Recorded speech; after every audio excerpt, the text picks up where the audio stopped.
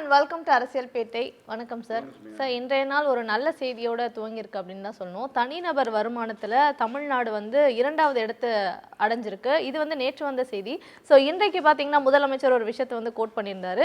இந்த முன்னேற்றம் அப்படின்னு பார்க்கும் பொழுது தேசிய அளவை காட்டிலும் தமிழ்நாடுடைய முன்னேற்றம் அப்படின்றது அதிக பர்சன்டேஜ் அளவில் அதிகமாக நம்ம இருக்கோம் அப்படின்றது தான். இந்தியான்னு எடுத்தோன்னா 57 விழுக்காடு இருக்குது. ஆனால் தமிழ்நாடுன்னு பார்க்கும்போது 83 விழுக்காடு அப்படின்ற ஒரு வளர்ச்சியை நம்ம சந்திச்சிருக்கோம். இதை பற்றி பேசி நிகழ்ச்சி தூங்க கண்டிப்பாக முதலமைச்சரிடம் வந்துள்ள நல்ல செய்தி அது. குறிப்பாக தமிழ்நாடு தனிநபர் வருமானத்தில் 2வது இடம்னு சொல்லியிருக்காங்க. இதில் நம்ம உள்ள ஒரு பல்வேறு செய்திகள் இதில் உள்ள பொதிந்து இருக்குது. ஏன்னா தனிநபர் வருமானத்தில் முதலிடமாக இருக்கக்கூடிய மாநிலம்னு எது பார்த்தா கர்நாடகா மாநிலம். கர்நாடகாவில் முதல் 25 பணக்காரர்கள், இந்தியாவில் இருக்கக்கூடிய முதல் டாப் 25 அந்த பணக்காரர்கள் பட்டியல் இருக்கு இல்லையா, அதில் பில்லியனர்ஸ் மில்லியனர்ஸ் அந்த பட்டியலில் 25ல் 2 பேர் 3 பேர் கர்நாடகாவில் இருக்காங்க. இப்போ நீங்கள் அசீஸ் பிரேம்ஜியோடைய சொத்துக்கள் எல்லாமே அங்கே தான் பெங்களூரை வைத்து தான் இருக்குது. அதே மாதிரி இன்ஃபோசிஸ், இது மாதிரியான இவரெல்லாம் தனிநபர் கணக்கில் தான் வருவாங்க. ஸோ இவங்க எல்லாமே அங்கே இருக்கிறாங்க. அந்த 25 பேரில் தமிழ்நாட்டில் யாருமே கிடையாது. அதே மாதிரி பெங்களூருனுடைய கர்நாடகாவினுடைய பொருளாதாரம் 41% அதாவது மென்பொருள் துறையை நம்பி தான் இருக்குது. மென்பொருள் துறையின் மூலமாக பணமிட்டக்கூடியவர்கள் அவர்களுடைய பொருளாதாரத்தின் அடிப்படையில் தான் இந்த தனிநபர் வருமானங்கிறது வருது. தமிழ்நாட்டில் அப்படி கிடையாது. தமிழ்நாட்டில் மென்பொருளை மட்டுமே நாம் சார்ந்து இருக்கவில்லை. இப்போ நாளைக்கே இப்போ இந்த ஏஐ வந்துருச்சு. ஏஐனுடைய அடுத்த கட்டம்லாம் வருது. இப்போ ChatGPT 5 வெர்ஷன் வரப்போகுது. அப்படியே அடுத்தடுத்த விஷயங்கள் வரும்போது மென்பொருள் துறையினுடைய தேவை, கோடிங்கே அது ஒரு ஏஐ எழுதுது அப்படிங்கும்போது அதனுடைய தேவைகள் குறையும் போது அது ஒரு சிக்கல் இருக்குது அங்கே. அப்போ அந்த ஏஐ தெரிந்தவர்களுடைய அவர்கள் மட்டுமே 5 பேர் பார்க்கக்கூடிய வேலையை 100 பேர் பார்க்கக்கூடிய வேலையை 3 பேர் பார்க்குறது, அந்த மாதிரியான விஷயங்கள்லாம் இன்றைக்கி நடந்துகிட்டு இருக்குது. மனிதர்களுக்கு வேலை அதுதான் அந்த மாதிரியான ஒரு சிக்கல் வரும்போது மென்பொருள் துறையில் பெரிய ஒரு அடி வாங்கணும். ஆனால் அந்த மாநிலத்தில் பார்த்திங்கன்னா அந்த ஒட்டுமொத்த 100 விழுக்காடுன்னு வச்சு பார்த்தோம்னா அதில் 41.43 விழுக்காடு மென்பொருள் துறை சார்ந்து தான் இருக்குது. அது இருந்தாலும் அவர் முதலிடத்தில் இருக்காங்க. ஆனால் தமிழ்நாடு அப்படி இல்லை. தமிழ்நாடு பறந்துபட்ட விஷயமாக தொழில்துறைன்னு பார்த்தோம்னா உற்பத்தி துறையில் தமிழ்நாடு பல இடங்களில், குறிப்பாக அது சேவைத்துறையாக இல்லாமல் உற்பத்தி துறையில் நம்ம முன்னாடியில் இருக்கோம் அப்படிங்கிறத முக்கியமான விஷயம். இதன் காரணமாக தான் நம்மளுடைய பொருளாதாரம் தனிநபர் வருமானம் அப்படிங்கிறது ஸ்கேட்டர்டாக எல்லாத்துக்கும் பரவலான ஒரு விஷயமா இருக்குது. சமூக நீதி அடிப்படையில் பார்த்தோம்னா நீங்கள் சாதி வாரியாக நீங்கள் எடுத்துக்கிட்டாலும், நீங்கள் உயர் சாதின்னு சொல்லிக்கொள்ளக்கூடியவர்களும் பட்டியலின மக்களும் சரி, இவர்களுடைய வருமானம் பெரிய அளவில் வித்தியாசம் கிடையாது. தனிநபர் வருமானங்கிறது சராசரியாக பார்த்தோம்னா ஒரு சென்னையில் இருக்கக்கூடிய ஒரு நடுத்தர வர்க்கத்தை சேர்ந்தவர் என்ன சம்பாதிக்கிறாரோ அவருடைய வருமானம் என்ன இருக்கோ அதுதான் மதுரையில் இருக்கக்கூடிய ஒரு பட்டியலத்தை சேர்ந்த சகோதரர் சம்பாதிக்கக்கூடிய ஒரு வருமானமாக இருக்குது. அப்படிங்கும்போது இந்த சராசரி என்பது பெரிய ஒரு வேரியேஷன் இல்லைங்கிறதுனால இதுதான் திராவிட மாடலுங்கிறது. இதை தான் முதலமைச்சர் சொல்லியிருக்காரு. திராவிட மாடல் 2.0 இன்னும் இதை விட சிறப்பாக இருக்கும் அப்படின்னு சொல்லியிருக்காரு இல்லையா. இந்த வெறும் 4 ஆண்டுகளில் இந்த சாதனை, குறிப்பாக 2016 to 21 வரைக்கும் 5 ஆண்டு காலத்தில் தமிழ்நாட்டினுடைய வளர்ச்சி 4.47 விழுக்காடாகவும், அதுவே திமுக ஆட்சி காலத்தில் இந்த 4 ஆண்டுகளில் 21லேருந்து 25ஆம் ஆண்டுக்குள்ள 4 ஆண்டுகளில் பார்த்திங்கன்னா அது 8%க்கு 8.37% வளர்ச்சியை நோக்கி இருக்குது.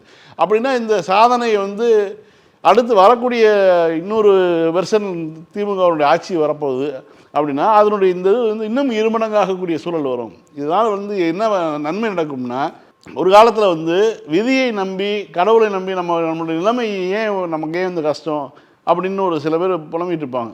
ஏன்னா கேட்ட இடத்துல கடன் கிடைக்காது. வாழ்க்கையில் அடிப்படை விஷயங்கள் இருக்காது.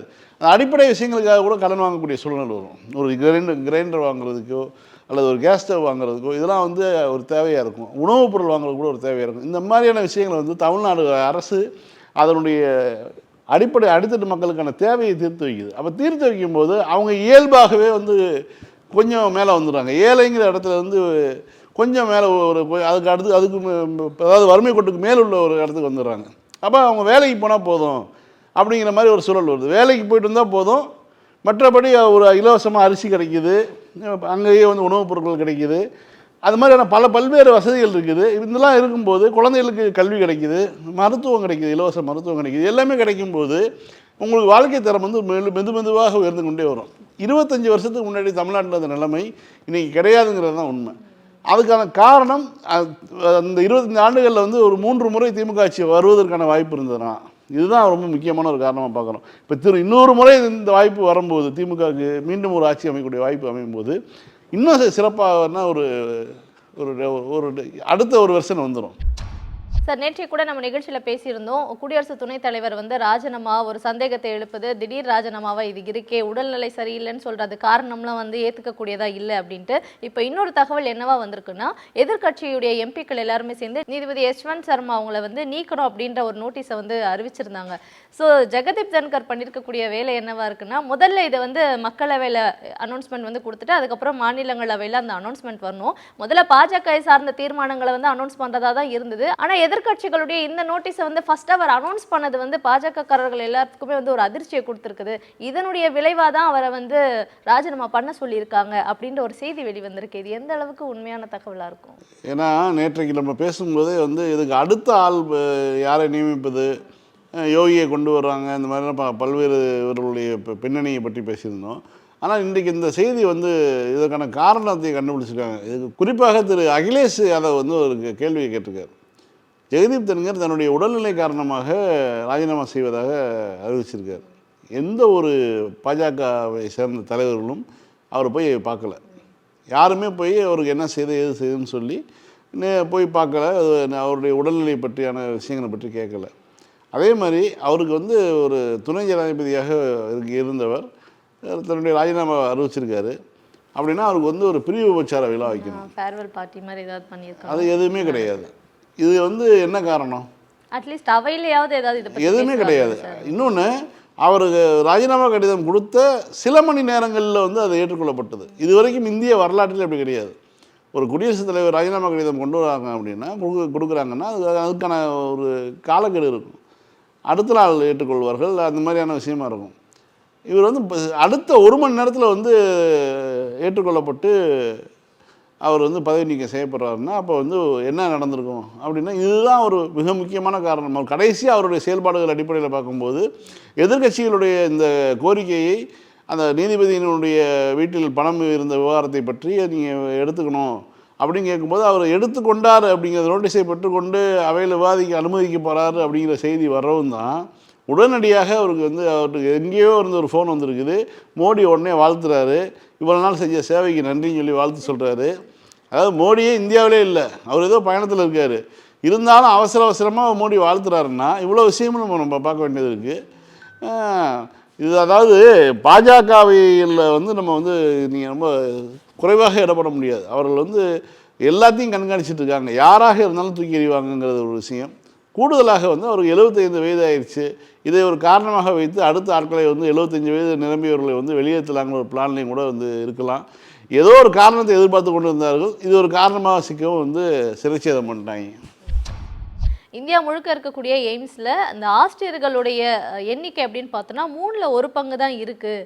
அப்போ அங்கே படிக்கக்கூடிய மாணவர்களுக்கு போதிய ஆசிரியர்கள் இல்லை அப்படின்ற ஒரு ஷாக்கிங் நியூஸ் வந்து வெளிவந்திருக்கு. இங்கே தமிழ்நாட்டை பொறுத்த வரைக்கும் எய்ம்ஸே இல்லை, மற்ற மாநிலங்களில் இருக்க எய்ம்ஸில் வந்து போதிய ஆசிரியர்கள் இல்லை அப்படின்ற ஒரு தகவல் வந்து இந்த 20 எய்ம்ஸ் இந்தியாவில் இருக்குது. தமிழ்நாட்டிலையும் எய்ம்ஸ் இருக்குது. ராமநாதபுரம் மருத்துவக் கல்லூரியில் எய்ம்ஸ் செயல்பட்டு இருக்காங்க. அவங்க அதான் அங்கேயுமே கூட 3ல் 1 ஆசிரியர்கள் இல்லை. ஃபேக்கல்ட்டி வந்து அங்கேயும் வந்து பார்த்திங்கன்னா இந்தியா முழுக்க இருக்கக்கூடிய 20 எய்ம்ஸ்லேயும் 3ல் 1 ஆசிரியர்கள் நிரப்பப்படாமல் இருக்குது. அப்போ இவர்கள் எந்த வகையில் வந்து இது பண்ணியிருக்காங்கன்னு தெரியல. இப்போ வந்து சொல்கிறாங்க இல்லையா, அந்த எய்ம்ஸ் மருத்துவமனை பற்றி பேசும்போது அவங்க 3ல் 1 ஃபேக்கல்ட்டி அங்கே இல்லை அப்படிங்கும்போது அப்போ மாணவர்களுக்கு எப்படி அங்கே கற்றுத்தர முடியும்? எய்ம்ஸுக்கு தனியாக வந்து நுழைவுத் தேர்வு வைக்கிறாங்க, எல்லாம் பண்ணுறாங்க. இதுதான் நிலைமையாக இருக்குது. இந்த தமிழ்நாடு எய்ம்ஸை மட்டும் அவங்க கண்டுக்காமல் இல்லை, இந்தியா முழுக்க இருக்கக்கூடிய எய்ம்ஸ்லையும் வந்து ஒன்றிய அரசு கேப்பார் இல்லாமல் தான் வச்சுருக்கு. டெல்லி எய்ம்ஸில் மட்டும் ஃபுல்லாக வச்சுருப்பான்னு நினைக்கிறேன். ஏன்னா அங்கே தான் வந்து அடிக்கடி பாஜகவினுடைய முக்கிய தலைவர்கள் போய் இருக்கிறாங்க, சிகிச்சை எடுத்துக்கிறாங்க. அதனால் வந்து அதை மட்டும் ஃபுல்லாக வச்சுருப்பான்னு நினைக்கிறேன். இப்போ எடப்பாடி என்டிஏ கூட்டணியில் இருக்காரு, பாஜகவோட கூட்டணி வச்சிருக்காரு அப்படின்னா அவர் வந்து ஒரு சில ரெக்வஸ்ட்டோ இல்லாட்டி ஆர்டர் சொல்ல முடியாது, எப்படியும் ரெக்வஸ்ட் வந்து வச்சிருப்பாரு. ஒன்று வந்து அண்ணாமலையை வந்து நீக்கணும் அப்படின்றது.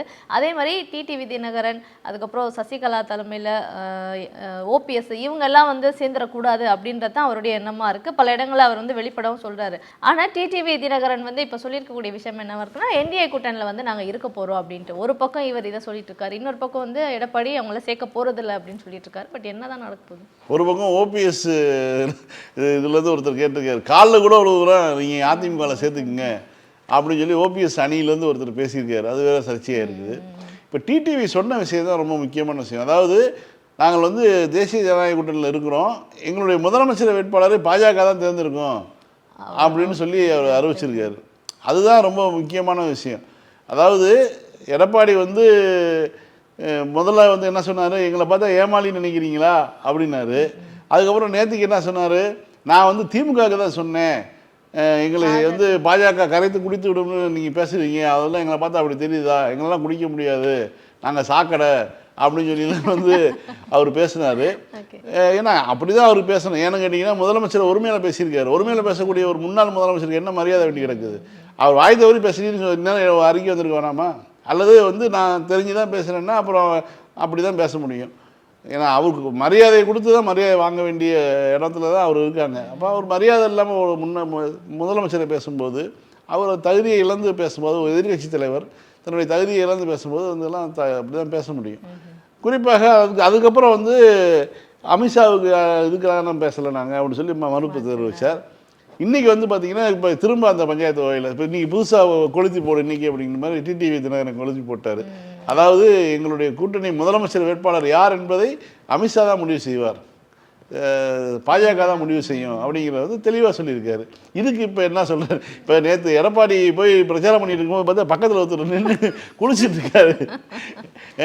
நீ பாட்டுக்கு பேசிக்கிட்டு நான் பாட்டுக்கு குளிச்சுட்டு இருக்கேங்கிற மாதிரி வந்து அவர் கையை சொல்லிடுறாரு, காலை சொல்லி நிலைமை இப்படி இருக்குது.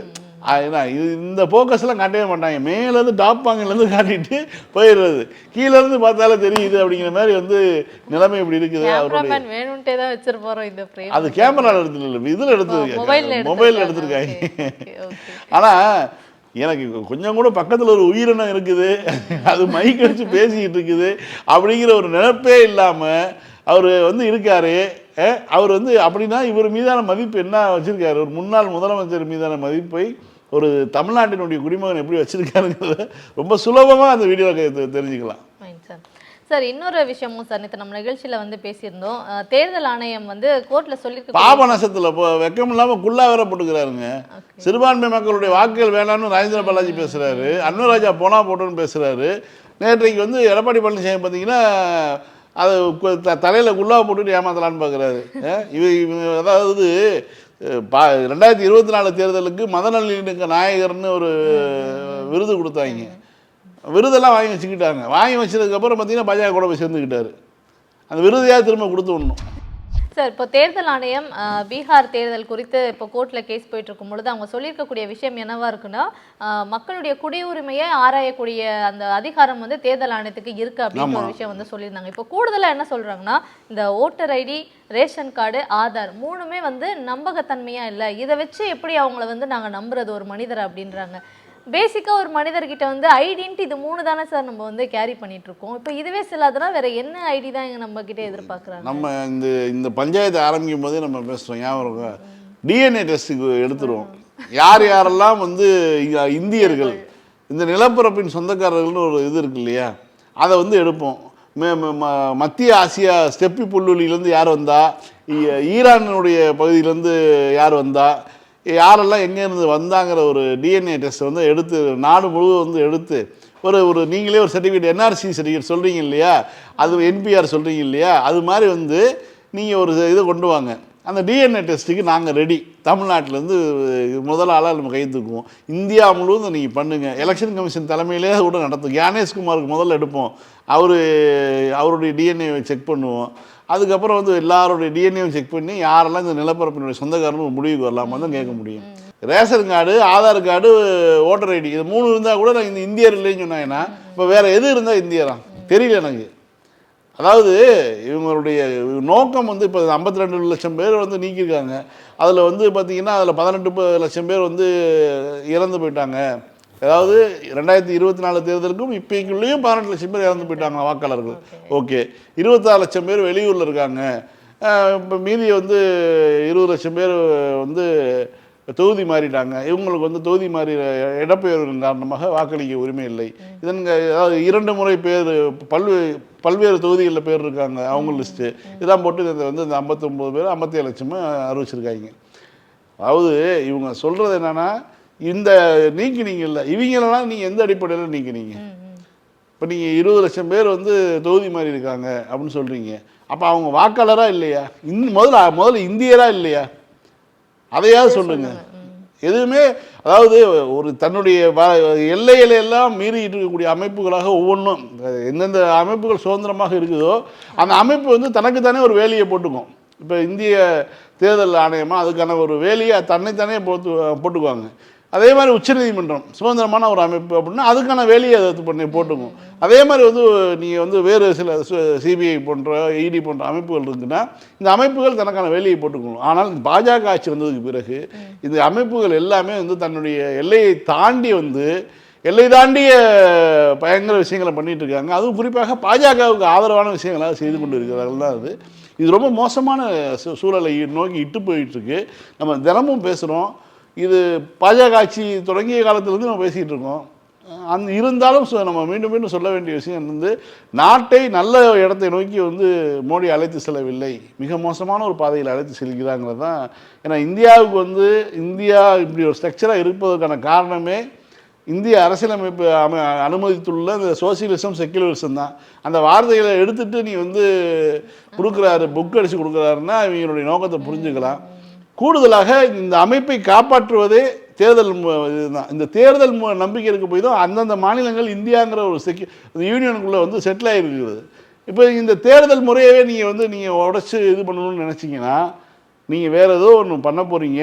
தவறான விஷயங்களை கொல்லிக்கட்டை எடுத்து தலையை சேர்த்து கொள்ளக்கூடிய வேலையில் ஒன்றிய அரசு ஈடுபடுகிறது அப்படின்னு தான் சொல்ல முடியும்.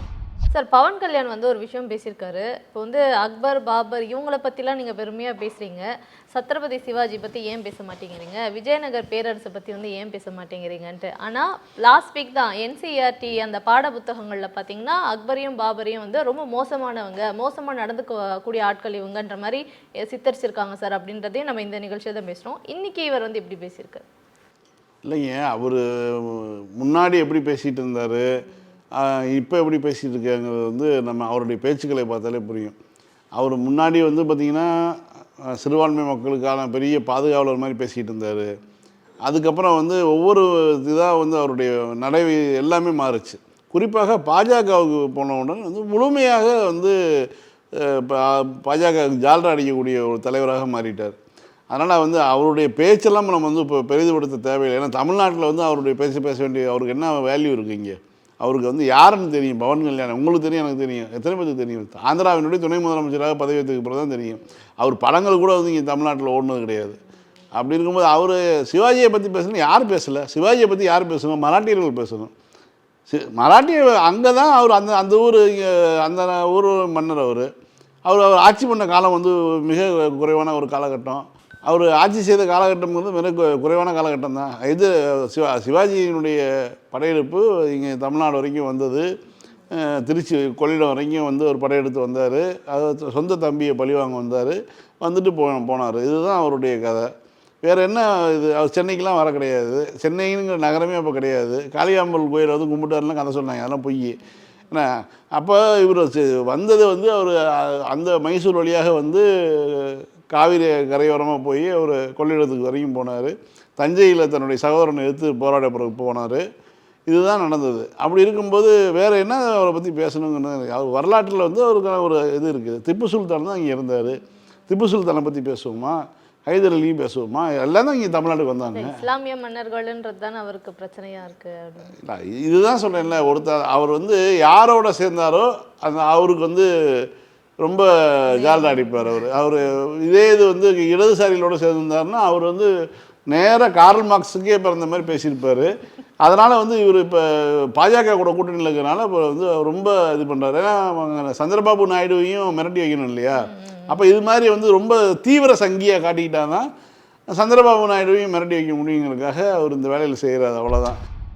சார் கன்வர் யாத்திரான்னு சொல்லிட்டு ஆரம்பிச்சு அது வந்து போயிட்டுருக்கு. ஆனால் இந்த யாத்திரை அந்த பயணம் வந்து திசை மாறி வேற வழியாக போதும் அப்படின்ற மாதிரி தான் சில வீடியோஸ் வந்து வெளிவந்திருக்கு. இல்லைங்க, இந்த மாதம் வந்து சாவன் மாதம்னு சொல்லி அவங்க வடக்கை வந்து கொண்டாடுறாங்க. இந்துக்களுக்கு உரிய புனிதமான மாதம். இந்த புரட்டாசி மாதிரி இங்கே தமிழ்நாட்டில் வந்து வைணவர்கள் வந்து கறிமீன் சாப்பிட மாட்டாங்க இல்லையா? அது மாதிரியான ஒரு மாதத்தை தான் அங்கே கொண்டாடுறாங்க. போய் என்னென்னா கங்கையில் போய் நீர் எடுத்துகிட்டு வந்து சொந்த ஊரில் இருக்கக்கூடிய தெய்வங்களுக்கு அந்த புனித நீரை வைத்து குளிப்பாட்டுறது அப்படிங்கிறத ஒரு யாத்திரை மாதிரி போகிறாங்க. இந்த வருஷத்துக்கு வருஷம் வந்து பார்த்திங்கன்னா குறிப்பாக மோடி ஆட்சிக்கு பிறகு ஒவ்வொரு ஆண்டும் வந்து இது ஒரு பெரிய பிரச்சனையாக நடக்குது. வழியிலுக்கு கடையில் பூரா அடிப்பது, பொருட்களை வாங்கிட்டு பணம் தராமல் வந்து போவது, இஸ்லாமிய பெயர்களில் கடையில் பெயர் வந்தாலும் அடிக்கிறது, இஸ்லாமிய பெயர்கள் வந்து அடிக்கிறது, ஓனர் பெயர் இஸ்லாமில் இருக்கக்கூடாதுங்கிறது, அதுக்கு உச்சநீதிமன்றம் வரைக்கும் போகிறது. நீங்கள் வந்து சிக்கன் ஃபோட்டோ வச்சுருந்தீங்கன்னா கடையில் அதை மறைச்சி வைக்கணும். ஏன்னா கண்ணில் பார்த்தா அவனுக்கு வந்து இதாகுமா. இன்றைக்கி ஒரு வீடியோ வந்துருக்கு, இந்த கன்வர் யாத்திரை போகிறவங்க கேபரே டான்ஸ் ஆடிக்கிட்டு இருக்காங்க. இதெல்லாம் பண்ணுறாங்க. சிக்கனை வந்து ஃபோட்டோவை பார்த்தா இவங்களுக்கு வந்து அந்த இது போயிடுமா, புனிதத்தன்மை போயிடும் அப்படிங்கிறாங்க. ஆண்டுக்கு வந்து அவங்களுடைய அட்டகாசம் அதிகரிச்சுட்டே போகுது. குறிப்பாக வந்து ஊபியில் இருக்கக்கூடிய ஆட்சி, பீகாரில் இருக்கக்கூடிய ஆட்சி, அதுக்கு அதன் காரணமாக இவர்களுக்கு மேலே ஒன்றியத்தில் இருக்கக்கூடிய ஆட்சி, இதில் வந்து கொடுக்கக்கூடிய தைரியம் தான். இன்றைக்கி ஒரு வீடியோ பிளிங்கெட்டில் வந்து ஒருத்தர் ஆர்டர் போடுறாரு. ஆமாம், காசியாபாத்தில் ஒருத்தர் வந்து சிக்கன் ஆர்டர் போடுறாங்க. அந்த சப்ளை பண்ணுற அவனே உள்ள சப்ளை பண்ணுற இடத்துல வேலை பார்க்குறேன். அவன் வந்து பஜ்ரங் ஃபோன் பண்ணி இந்த மாதிரி ஒருத்தர் வந்து சிக்கன் ஆர்டர் போட்டு வாங்குறான், இந்த அட்ரஸுக்கு போயிட்டுருக்கான்னு சொன்னால் இவங்க பொழப்பெல்லாம் விட்டுட்டு அந்த பிளிங்கிட் டெலிவரி பாயை பின்னாடியே விரட்டிட்டு போய் பையை திறந்து என்ன இருக்குன்னு காட்டுன்னு கேட்டால் சிக்கன் இருக்கணும்னா அந்த யாருக்கு கொண்டு போகிறேன்னு சொல்லி அங்கே ஃபோன் பண்ணி எப்படி நீ சிக்கன் வாங்கலாம், இந்துக்களுடைய புனிதமான மாதத்தில் நீ எப்படி சிக்கன் சாப்பிட்லாம் அப்படின்னா அவன் என் பேர் ஆண்டனி ஃபோனை வைக்கிறியான்ட்டு அவன். ஏன்னா இதுதான் நடந்தது. ஆனாலும் கூட பாருங்கள் எவ்வளோ மோசமாக இருக்காங்க. முதல்ல வந்து இது இன்னும் உணவு சாப்பிடக்கூடாதுன்னு சொன்னாங்க, மாட்டுக்கறி சாப்பிடக்கூடாதுன்னு சொன்னாங்க. இன்றைக்கி வந்து எங்கே வந்து நிற்கிறாங்கன்னா இன்னைக்கு மொத்தத்துக்கு நான்வெஜ்ஜே சாப்பிடக்கூடாதுங்கிற இடத்துக்கு KFC கடையில் போயிட்டு அங்கே சிக்கன் விற்கக்கூடாது, சாப்பிடக்கூடாது. ஆமாம், அவன் வந்து இப்போ KFC என்ன பண்ணிட்டானா, இப்போ அந்த ஊரில் அந்த பகுதியில் வந்து நான் வந்து சிக்கன் விற்கலை, நான் வந்து வெஜ்ஜு மட்டும் தான் விற்க போகிறேன்றீங்க. அவன் ஒரு மானம் கட்டவன், பேரே கெண்டுக்கி ஃப்ரைட் சிக்கன். ஆனால் பாஜக அமைச்சர் ஒரு மீட்டிங்கில் வரவங்களுக்கு மட்டன் பிரியாணி வந்து போடும். மட்டன் பிரியாணியா? அப்படி பீகார் சட்டசபையில் வந்து ரோகன் ஜோஸ், மட்டன் ரோகன் ஜோஸ்ன்னு சொல்லி காஷ்மீரினுடைய சிறப்பான உணவை போட்டிருக்காங்க. அதை வந்து வீடியோ வந்து இவரே எடுத்து போட்டார். நம்ம லல்லுவோட பையன் அவர் தேஜஸ்வி எடுத்து போட்டிருக்காரு. இந்த மாதிரி வந்து ஏண்டா நீங்கள் கன்வார் யாத்திரைங்கிற பேரில் வந்து ஊரையே அல்லவலப்படுத்திட்டு இருக்கீங்க, நீங்கள் சட்டசபையில் வந்து எம்எல்ஏக்களுக்கு ரோகன் ஜோஸ் போடுறீங்களாடான்னு சொல்லி இந்த மாதிரிலாம் நடந்துகிட்டு இருக்கு. அப்போ அதாவது இவங்க வந்து மதத்தின் பேரால் அடுத்தடுத்த கடத்துக்கு போகிறாங்க. முதல்ல வந்து இன்னது தான் சாப்பிடணும்னு சொன்னாங்க. இப்போ வந்து அதை ஒட்டுமொத்தமாக நீங்கள் வந்து சாப்பிடவே கூடாது, நீங்கள் என்ன சாப்பிட்றது நான் தான் முடிவு பண்ணுவேன் அப்படிங்கிற இடத்துக்கு வந்து நிற்கிறாங்க. இது ரொம்ப டேஞ்சர். மோடி அரசினுடைய நாட்கள் இருக்க இருக்க அவர்கள் கொடுக்கக்கூடிய குளுக்கோஸ் தான் இவர்கள் இந்த மாதிரி செயல்பட வைக்குது. சார் முதலமைச்சர் அவர்கள் வந்து ஒரு 3-4 நாட்கள் நிச்சயமாக ஓய்வில் இருக்கணும் அப்படின்ட்டு மருத்துவமனையிலே ஓய்வில் இருக்காரு. ஓய்வில் இருந்தாலுமே நான் மருத்துவமனையில் இருந்துகிட்டே என்னுடைய பணிகளை வந்து செய்வேன் அப்படின்ட்டு ட்வீட்டும் வந்து போட்டிருந்தாரு. இதுமாதிரி உங்களுடன் ஸ்டாலின் பணிகளாக இருக்கட்டும், அரசு சார்ந்த பணிகளாக இருக்கட்டும், தொடர்ந்து அவர் வந்து பண்ணிட்டு தான் இருக்காரு. ஸோ அதை பற்றி இன்னைக்கு அவருடைய சமூக வலைத்தளத்திலே அவருடைய வீடியோ வந்திருந்தது. உங்களுடன் ஸ்டாலின் முகாமுக்கு வருபவர்கள் என்ன பண்ணுறாங்க, எப்படி ரிசீவ் பண்ணுறாங்க, அவங்களுடைய மனுக்கள் எப்படி இருக்குது, நீங்கள் அவங்களுக்கு ஏதாவது நல்ல ஒரு டென்ட் மாதிரி ஏதாவது போட்டிருக்கீங்களா, உணவு வேறு ஏதாவது பொருட்கள் கொடுக்குறீங்களா, அதெல்லாம் கேட்குறாரு. எப்படி ரிசீவ் பண்ணுறாங்க எல்லா விஷயத்தையும் டேட்டாவை கேட்குறாரு. அதிகாரிகளை கூட வச்சுட்டு அவர் இது பண்ணுறாரு. ஆனாலும் கூட வந்து நமக்கு வந்து ஓய்வு இருக்க தானே உங்களை மருத்துவமனை வச்சுருக்காங்க. நீங்கள் அதை தவிர எல்லா வேலையும் பார்க்குறீங்க மாதிரி தான் இருக்குது. ஆனால் இந்த இடத்துல நம்ம தமிழ்நாட்டு மக்கள் வந்து எவ்வளோ தூரம் வந்து கொடுத்து வைத்தவர்களுங்கிறதுக்கான இதுதான் சொல்ல முடியும். ஒரு முதலமைச்சர் கட்டாயமாக நீங்கள் மருத்துவமனையில் இருந்து ஓய்வெடுக்கணும்னு மருத்துவர்கள் அறிவுறுத்திய பிறகும் கூட காணொலி காட்சிகள் வாயிலாக கூட நான் வந்து ஏதோ ஒரு வேலை செஞ்சுட்டு தான் இருக்க முடியும், நல்லா சும்மா இருக்க முடியாதுங்கக்கூடிய ஒரு முதலமைச்சரும் இருக்காங்க. நாட்டிலே தங்காமல் ஃப்ளைட்லேயே உயிர் வாழக்கூடிய மோடியும் இந்த நாட்டில் தான் இருக்காங்க. இதான் இது எல்லாம் நம்ம தமிழ்நாட்டு மக்களுடைய பார்வைக்கே முன்னிச்சிடலாம்.